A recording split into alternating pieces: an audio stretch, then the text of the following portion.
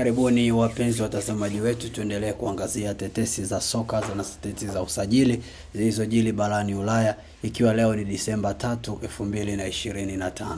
Kwanza kabisa na kukaribisha uweze kusubscribe katika chaneli yetu ili uendelee kupata update nyingi zaidi za kimichezo. Bonyeza kitufe kilichoandikwa neno subscribe. Lakini kwa wale wanaotufuatilia TikTok pamoja na Facebook, hakikisha unaweza kufollow chaneli yetu na kulike ili uendelee kupata update nyingi zaidi za kimichezo. Moja kwa moja tuanzie kule jijini Liverpool kwa The Reds.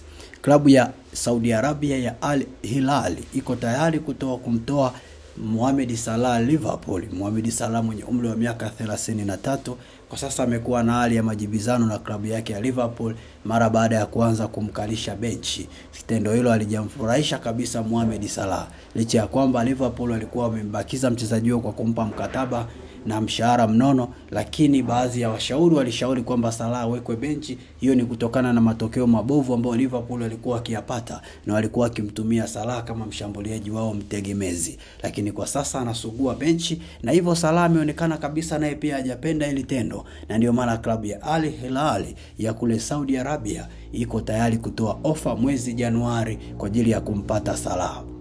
Na kwa upande wa Liverpool wako tayari kumuuza Salah na tayari wameanza kuwasiliana na Antonio Semenyo wa klabu ya Bournemouth mwenye umri wa miaka 25 kama kuwa mbadala wa Mohamed Salah. Kwa Salah atakapotoka tu na Semenyo ataingia Liverpool. Haya ni mambo ya fursa. Salah anaondoka, Semenyo anachangamkia fursa.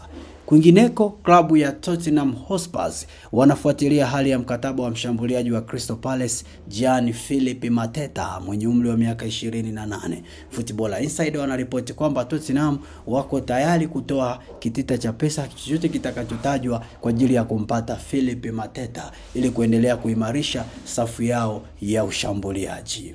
Kwingineko, kiungo wa England na Crystal Palace Adam Wharton mwenye umri wa miaka 21, kiungo huyo mkabaji anapanga klabu yake ijayo iwe inayoshiriki ligi ya mabingwa kwa sasa kwenye orodha wachezaji wanaowindwa na Manchester United. Licha ya kwamba Manchester United hawako kwenye ligi ya mabingwa, lakini kipaumbele cha Wharton anatamani timu yake ijayo iwe ni ile inayocheza UEFA Champions League.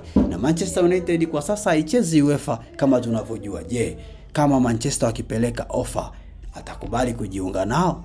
Hii tutaijua pale ambapo Manchester United watapeleka ofa. Kwingineko, klabu ya Barcelona pamoja na Liverpool wameambiwa wanaweza kumsajili kiungo wa Brazil Ederson mwenye umri wa miaka 26 kwa paundi milioni 50 kutoka Atalanta mwezi Januari.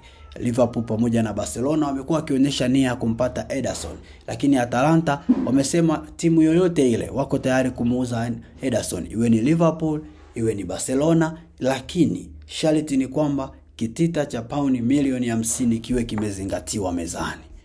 Kwingineko, klabu ya Arsenal wako tayari kupambana na Real Madrid katika kumwania winga wa Uturuki Kedin Yildiz mwenye umri wa miaka 20 ambaye ana mazungumzo yake ya mkataba na Juventus yamekwama. Hivyo basi Arsenal wanaanza kuangalia namna ya kumpata mchezaji huyo ambaye pia Madrid nao pia wanamhitaji.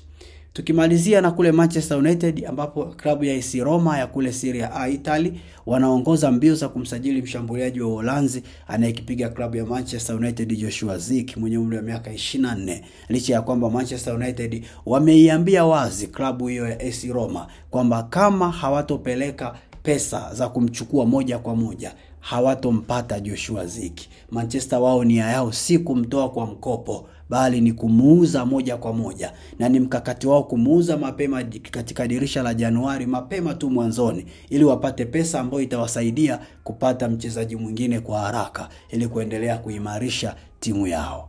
Basi haya ndio machache katika mengi ya kimichezo tulionayo siku ya leo, na kukaribisha uweze kusubscribe channel yetu. Usiondoke bila kusubscribe. Bonyeza hicho kitufe kilichoandikwa subscribe au follow ili tuendelee kwenda sawa sawa. Karibu tena wakati mwingine.